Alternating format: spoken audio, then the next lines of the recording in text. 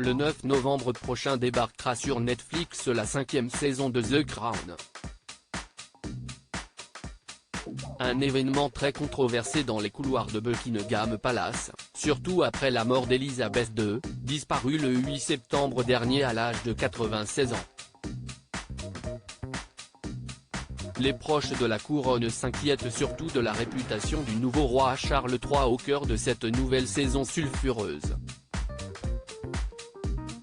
Après avoir mis en scène les jeunes années de la défunte reine, le showrunner Peter Morgan s'apprête à explorer les heures sombres de la famille royale, ébranlée par les scandales à répétition dans les années 90, du divorce de Lady Di à sa mort brutale et accidentelle sous le pont de l'Alma, à Paris.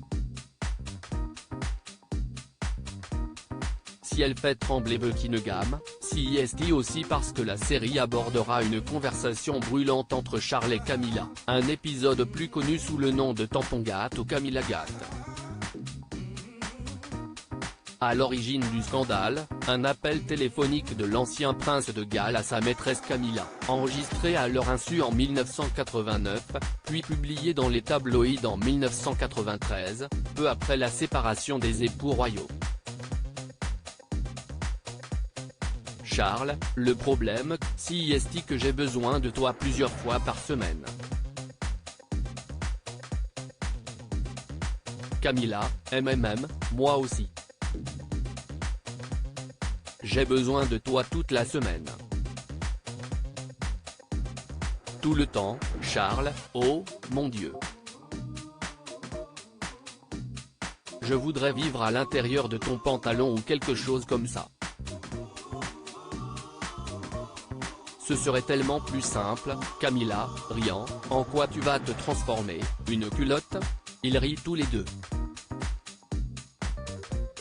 Oh, tu vas revenir transformé en culotte.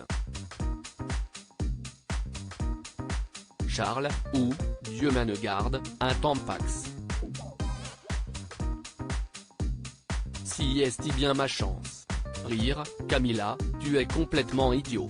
Rire, oh, quelle merveilleuse idée. Pourquoi la saison 5 de The Crown plonge Charles III dans une grande tristesse? Cette conversation osée, Charles III et sa reine consort n'ont pas fini de l'entendre dans les foyers britanniques.